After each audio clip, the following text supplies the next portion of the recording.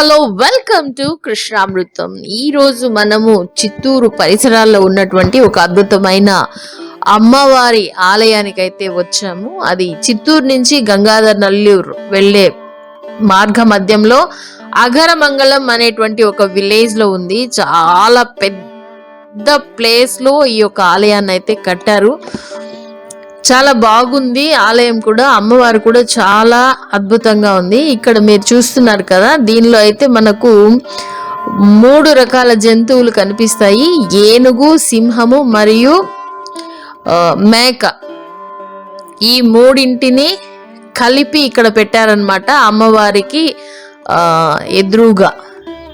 So ముందర నుంచి చూస్తే మనకు ఏనుగులాగా కనిపిస్తుంది కదండి, సైడ్ నుంచి చూస్తే సింహంలాగా, మరియు ఇంకొక వైపు నుంచి చూస్తే మేకలాగా కనిపిస్తుంది అనమాట.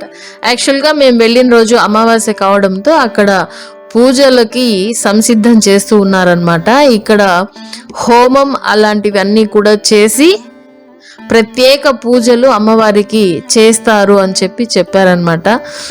ఎండాకాలం కాబట్టి బాగా ఎండలు ఎక్కువగా ఉన్నాయి, అందుకనే ఈ మధ్య వీడియోస్ కూడా పెట్టడం కొంచెం తగ్గింది. వెళ్ళి విజిట్ చేయాలి కదా, మీకోసం వీడియోస్ పెట్టాలి అంటే.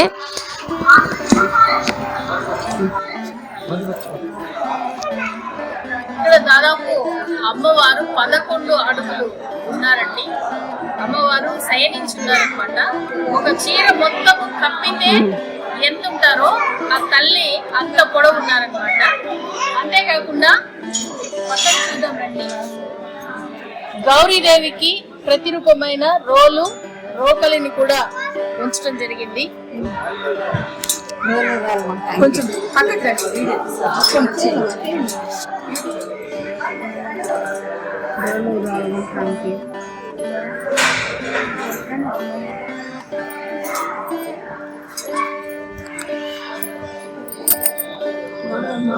మనం అలా పక్కకు వెళ్ళి చూద్దాము. అటువైపు అందంలో కనిపిస్తారు తల్లి.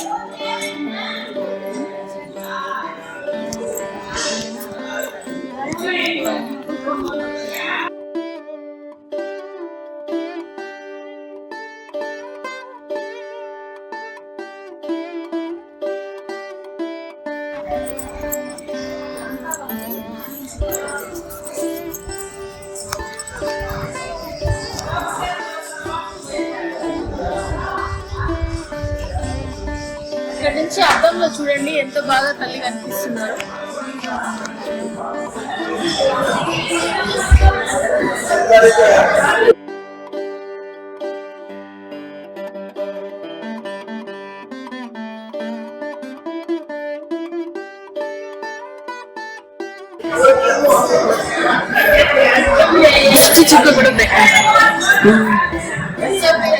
ఇప్పుడు అభిషేకం చేస్తాడు. ఇప్పుడు లోపలికి వెళ్ళి అక్కడ అంకాల పరమేశ్వరి దేవి కొలువు తీరున్నారు. అమ్మవారిని దర్శించుకుందాం. ఇదైతే నాకు చాలా బాగా అనిపించింది. లోపల అమ్మవారికి అభిషేకం చేసిన తర్వాత వచ్చే జలము ఆ తామరపూ లాగా ఉంది కదా, అక్కడ పడుతుంది. పైన చూసారా, రాతితోనే గొలుసులాగా చేశారు. ఇది పురాతన కట్టడం స్టైల్లో చేస్తున్నారనమాట. ఆ రాతితో గొలుసులాగా ఉన్నటువంటిది లోపల కూడా హ్యాంగ్ చేస్తున్నారు. అది బాగా అనిపించింది నాకైతే ఈ ఆలయంలో. అంతేకాకుండా అత్యంత ఎత్తైన వెడల్పైన మహాద్వారం అన్నమాట. ఆ ద్వారం యొక్క తలుపులకి ఈ విధంగా అమ్మవారి రూపాలని చెక్కారు. మహాకాళి, దుర్గా, శక్తి, పరమేశ్వరి, ఇలా వివిధ రూపాలని దీని మీద చెక్కారనమాట. చాలా అద్భుతంగా అనిపించింది. ఒక పాజిటివ్ వైబ్స్ అయితే వచ్చింది టెంపుల్లో. అమ్మవారిని చూస్తుంటే ఇంకా మహా అద్భుతం అనిపించింది అనమాట.